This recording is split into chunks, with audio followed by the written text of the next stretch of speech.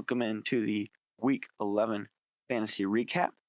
To start, we have an official name change for Redraft. So Benster Virginity is now Steel Curtain. Remember that there are very strict naming rules, so anyone wanting to change their name should contact the commissioner about the rules. I go through the whole process, but official name change, Benster Virginity is now Steel Curtain. Also remember that the trade deadline for both leagues is this Thursday at 12:30 p.m. Eastern. Trades may be made all the way up until kickoff of the Lions-Bills game, at which time trading will close for the season. For Dynasty, trading will open back up after the clock hits zeros in the Super Bowl. All right, let's start with Redraft. In the Hutchinson division, Bills Mafia 8-3 defeats Washington Rednecks 5-6. 165.25 to 95.77. Bills Mafia leaves no doubts and charges their way to the Hutchinson Division Championship game with a dominating victory over the Washington Rednecks. Jamal Williams and Devontae Adams lead the charge, combining for 5 total touchdowns between the pair. The Rednecks still hold on to hope, though, as their chances at the 4 versus 5 play-in game are still very much alive. Steel Curtain 8-3 defeats No Pun Intended 6-5, 180.58 to 128.88. Newly named team Steel Curtain destroys No Pun Intended on what can only be described as sheer domination. Tony Pollard and Travis Kelce each cracked the 30-point mark, combining for a 64.36 point tally. This score is the 8th highest one-week score in league history and the 2nd highest total this year behind Bills Mafia's Week 9 score. In the Haskins division, Leftist Tears 4-7 defeats Scoob Delinquent 6-5, 146.83 to 97.98. Leftist Tears cruises to the upset victory over Scoob Delinquent to reach the Haskins Division Tournament Championship and keep their playoff hopes alive. The quarterbacks do the dirty work, combining for 53.8 points and accounting for over 35% of Leftist Tears' total. With the points for tiebreaker over many close teams, Scoob Delinquent has the best chance to make the Week 13 playing game, though there is still work to be done with 4 scenarios that would mean the end of the season for Scoob. Stoners 8-3 defeats Nico's League 5-6, 128.71 to 128.64. Instant classic. The Stoners pull through by the slimmest of margins on a late game interception from the San Francisco defense during Monday Night Football. All Nico's League needed was a few more points from DeAndre Hopkins than that of the Niners defense, but with Kyler Murray out, Hopkins couldn't find his normal rhythm. With the Stoners down a little less than 2 points at the end of the game, the Niners' Sam Womack picked off the Cardinals' third-string quarterback Trace McSorley to put the Stoners barely ahead and never to look back. The final win margin was 0.07 points, the third slimmest margin in league history. The only 2 slimmer margins were 0.01 in the 2018 last place game and 0.02 in Week 11 of last year. The thing that stings the most is that the margin this time officially knocks Nico's League out of the playoffs. They will attempt to stay out of the lake in the back half of the season. All right, so we're going to look at the playoff scenarios for Redraft. Just a heads up on how to read this chart, basically. The games are on the left. The winner is listed. And in that row of those 4 teams winning, that would be the final standings for the final playoff standings for the seed that you get in the playoffs. If you are an 8, 9, or 10 seed, you are already in the last place semis. We have a last place semifinals during the actual semifinals, and then a last place game during the championship game, which is new this year. And then if you're in the orange, you're in the 6 versus 7 game. If you're in the blue, you are in the play-in game, which is 4 versus 5. If you are seed 3, you made the semifinals. You're just waiting to see your opponent. And if you are in the green, you are in the 1v2 game. Winner will get to choose their opponent in the semifinals. Both teams are in the semifinals, though, that are in green.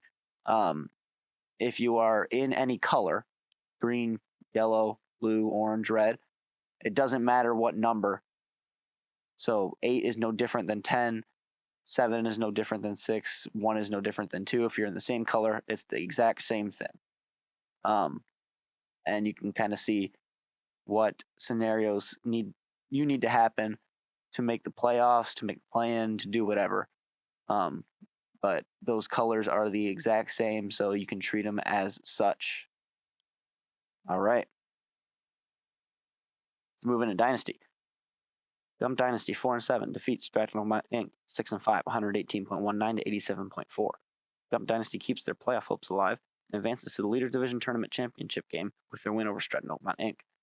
Gump benefited from a down week from Stratton Oakmont, easily beating their score of 87.4 points. Daniel Jones helped out the most, going for 24.64 points despite the loss to Detroit. Stratton Oakmont Inc. has officially avoided the lake, but will be looking to avoid the play-in game to get into the playoffs. Nico's Dream Team 6-5 defeats Cumber Dynasty 4-7, 106.33 to 92.78. In the closest game of the week, Nico's Dream Team advances with their win over Cumber Dynasty. Only one player cracked the 20-point mark for Nico's Dream Team, Lamar Jackson. Christian Watson did outperform his early season totals, though, going for 48 yards and 2 touchdowns on 4 receptions against the Titans. Cumber Dynasty has a very slim chance at the playoffs, with only one of 16 scenarios netting them a spot in the play-in.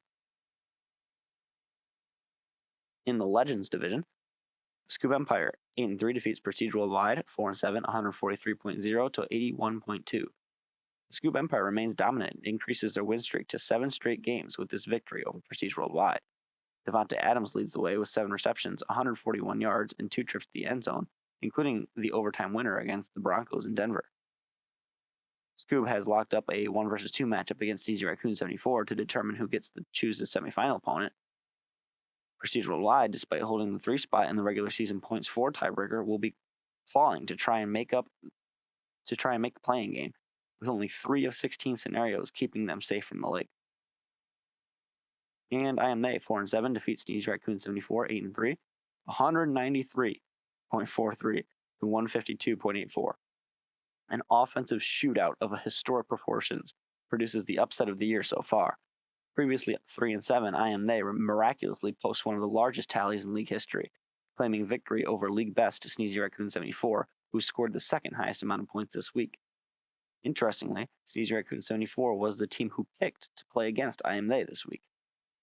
I Am They's 193.43 point total is good for the second highest 1-week score in league history, just behind Sneezy Raccoon 74's 233.26 tally in Week 2 earlier this season. The combined point total of 346.27 is also second all-time, behind that same infamous Week 2 game contested by Sneezy Raccoon 74 and Prestige Worldwide. All right, let's look at the Dynasty playoff scenarios. Same way to read it as the Redraft playoff scenarios. The Dynasty schedule format is a little bit different, though. The 8th seed 8 goes directly into the last place game, and 6v7, the loser goes to the last place game to play against seed 8. So that's the difference from Dynasty or from Redraft. But same rules apply with the colors, meaning the exact same thing. If you're in the same color, the number doesn't really matter. Trevor and Stu have locked up the 1v2 game. So they will be playing each other to see who gets to choose their opponent in the semifinals. It's between Mason and Nico for that 3 seed, which there's a direct spot into the semifinals, and then every single other team has a shot at the play-in game. Nobody is eliminated yet in Dynasty. Everybody has a chance. So study this. Make sure you know what you need to do. Make trades if you need to. Remember, trade deadline is Thursday at 12:30 before the kickoff of the Lions-Bills game on Thanksgiving. Also, remember to set your lineups for Thanksgiving because there's 3 games on Thursday. And we will see you after Thanksgiving. Peace.